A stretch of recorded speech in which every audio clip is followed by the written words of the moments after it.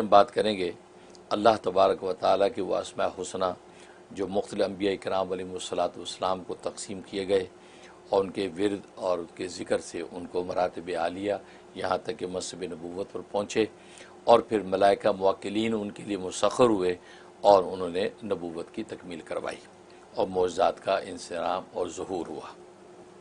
ان میں سے آج جو ہے ہم بات کریں گے 29ویں نمبر پر 29، اور یہ ہے اس میں فوقی نمبر 29۔ یہ حضرت یوشع علیہ الصلاۃ والسلام کو عطا کیا گیا۔ جب حضرت یوشع علیہ الصلاۃ والسلام نے اس کا ورد کیا کثرت سے تو 3 ملائکہ موکلین مقرر کیے گئے جو آپ کو مراتب نبوت کی تکمیل کراتے رہے اور یہ معجزات کا انصرام کرتے رہے۔ تو بڑا عجیب و غریب اور پر تاثیر یہ نام ہے، اور یہ اس کی تاثیر جو ہے کیفیت جمالی ہے، جمالی کیفیت ہے، اور یہ یا قریب المتعالی فوق کل شیء علو ارتفاعی یا قریب،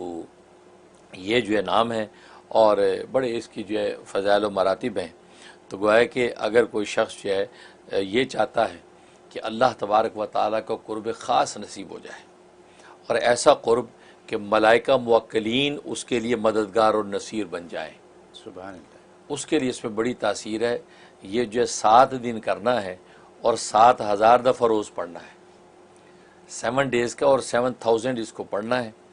اور اب بالآخر وہی طریقہ ہے کہ ایک مرتبہ سورہ فاتحہ پڑھی جائے گی، اور اسی طریقے سے یہ 7000 کی تعداد پوری کریں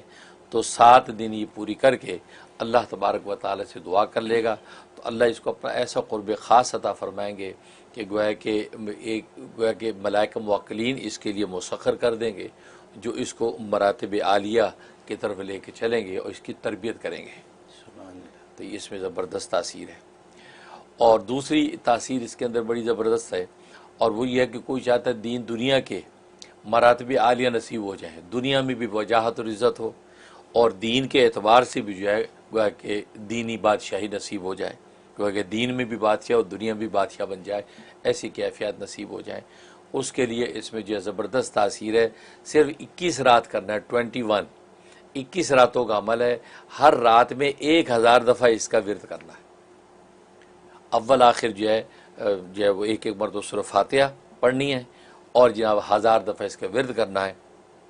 تو گویا کہ یہ 21 رات میں 21000 ہو جائے گا۔ بس اس کے بعد پھر دیکھے تماشا اس نام کی برکات، اور کس طریقے سے اللہ تبارک و تعالیٰ دنیا میں بھی وہ وجاہت و عزت جس کی نظیر نہیں ہوگی، اور دین میں بھی گویا کہ اللہ اس کو بادشاہ بنا دیں گے، ایسی کیفیت نصیب ہو جائیں گی۔ یہ اس میں تاثیر، اور ایک تاثیر اس میں بڑی زبردست ہے، اور وہ یہ کہ آپ کا کوئی حق ہے جو آپ کسی سے لینا چاہتے ہیں وہ دیتا نہیں ہے، یا آپ کی کوئی امانت تھی آپ نے کسی کے پاس رکھی، وہ امانت قبضہ کر کے بیٹھ گیا ہے۔ اب اس کے لیے جو ہے اس میں بڑی زبردست تاثیر ہے، اس کے لیے یہ 7 دن کا صرف عمل ہے۔ یہ آدمی 7 روزے رکھے، 7 روزے رکھنے کے ساتھ ساتھ اور روزانہ جو ہے وہ قبرستان میں جا کے جو وہ اہل قبور ہیں وہ ان کو سلام کرے، ان کو اثار ثواب کرے، روز قبرستان میں جا کے قبرستان میں جو ہے ان کو بخشش و مغفرت کی دعائیں کرے، اثار ثواب کرے، اور جب واپس آ کے جو ہے وہ 4 رکعت نفل پڑھے، 4 رکعت نفل پڑھے۔ ظاہر ہے کہ یہ قبرستان جانے کا عمل دین میں کرے گا، لہٰذا ایسے وقت میں واپس آ رہا ہے کہ نوافل پڑھنے کا وقت ہے زور کے بعد، تو بیسٹ وقت زور کے بعد کا ہے، ورنہ چاش کا وقت بھی بہت اچھا ہے۔ 4 رکعت نوافل پڑھے، اور ہر رکعت میں سورہ فاتحہ کے بعد پہلی رکعت میں سورہ انا انزلنا 3 دفعہ تلاوت کرے، دوسری رکعت میں سورہ فاتحہ کے بعد جو ہے سورہ زلزال 3 دفعہ تلاوت کرے، اور تیسری رکعت میں سورہ فاتحہ کے بعد سورہ والعصر 3 دفعہ تلاوت کرے، اور چوتھی رکعت میں سورہ فاتحہ کے بعد 3 دفعہ سورہ کوثر تلاوت کرے۔ یہ کر کے 4 رکعت پوری ہو گئی، اور سلام پھیر دے، اور اس کے بعد یہ جو دعا ہے، یہ جو اسم ہے یا قریب المتعالی والا، اس میں فوقی نمبر جو ہے وہ 29، یہ 125 دفعہ ورد کرے، 125 دفعہ ورد کرے، اول آخر ایک مرتبہ سورہ فاتحہ، اور اس کے بعد ہاتھ اٹھا کے دعا کر لے۔ 7 دن پورے نہیں ہوں گے، آپ کی امانت آپ کے دروازے پر ہوگی،